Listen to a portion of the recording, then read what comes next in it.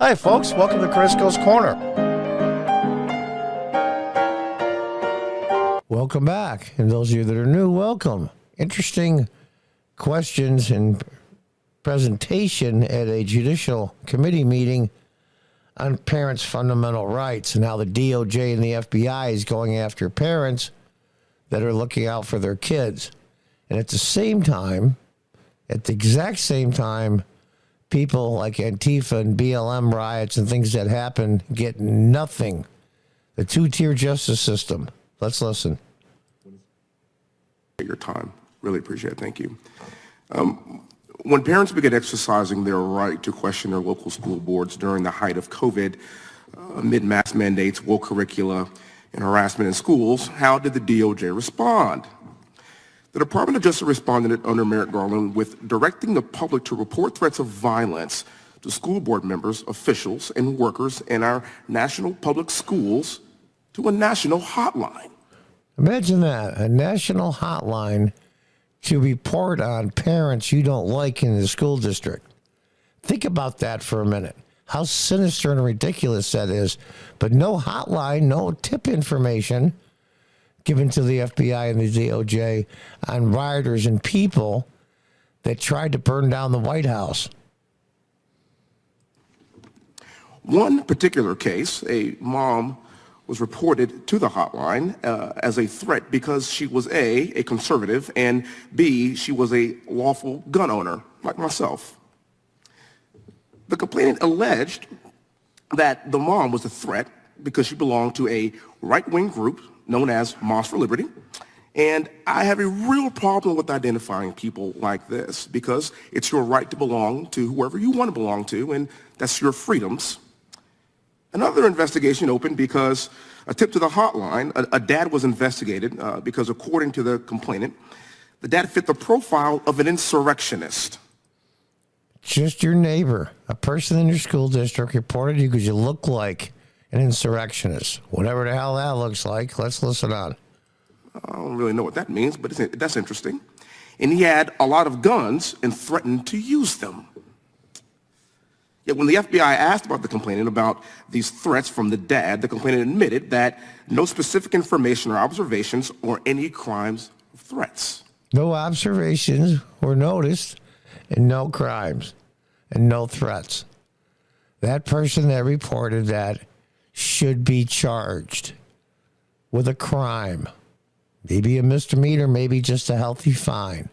But they get nothing because it costs them nothing to lie. According to the FBI, not one of these school board-related investigations resulted in federal arrest or charges, not a single one.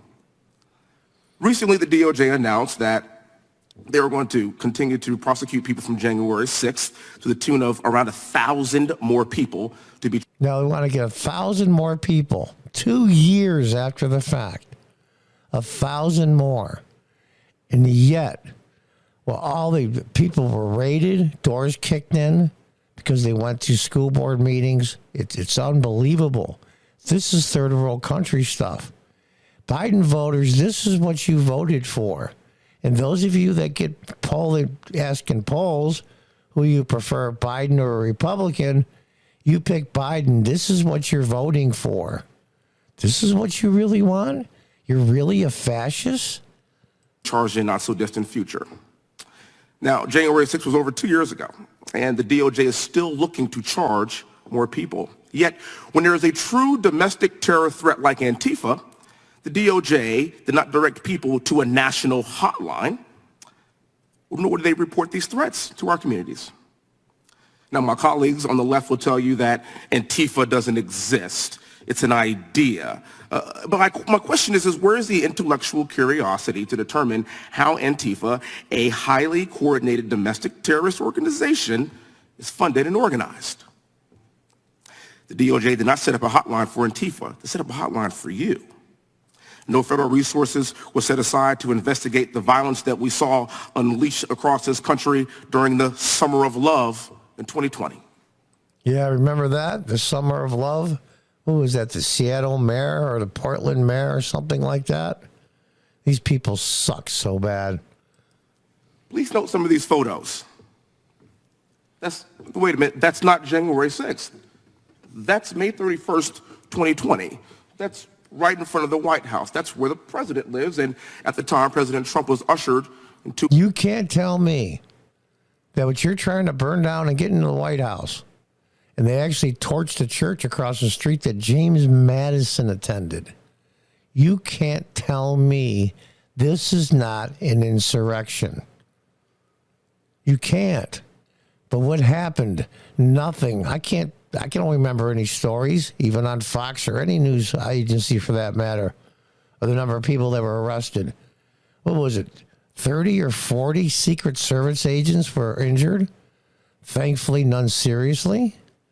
And yet, nothing happened. Where's the hotline for this? A bunker because his life was being threatened. Where was the hotline? Next photo. That's not January 6th either. That's July 27th. That is in Portland. And that is Antifa rioting and pillaging our country. An organization that doesn't exist, that has no leadership, that has no funding, that has no organization. Okay. Where was the hotline? Next slide. Well, hot damn. That's not January 6th either. Those are more rioters that are destroying and rioting in Salt Lake City. Next slide. I believe, is that it? But wait, there's more. And that's not January 6th either. That's June 1st, 2020. And that's the streets of D.C. That's in Washington, D.C. If you remember, January 20th, 2017, Donald Trump was sworn in as president. There was rioting, burning. They torched the guy's limousine and burned a few stores. I can't remember anybody getting arrested, having to sit in solitary confinement for over 2 years without a trial and no bail. Isn't that interesting? But it's not insurrection. It's just a few people just wasn't part of the main Summer of Love group. They were mostly peaceful protests. Well, frankly, January 6th was a mostly peaceful protest. There were over 200,000 people at the rally, and maybe 2,000 of them entered the Capitol. I doubt if 200 or 300 did so forcefully and caused damage. That's 0.1%. Sounds like mostly peaceful to me. Being rioted and pillaged by rioters. Where's the outrage? Where's the hotline? This is what domestic terror looks like. This is not a school board meeting. There is no hotline for any of these riots, and we are going to have a hotline that's going to report parents for caring about their children's education.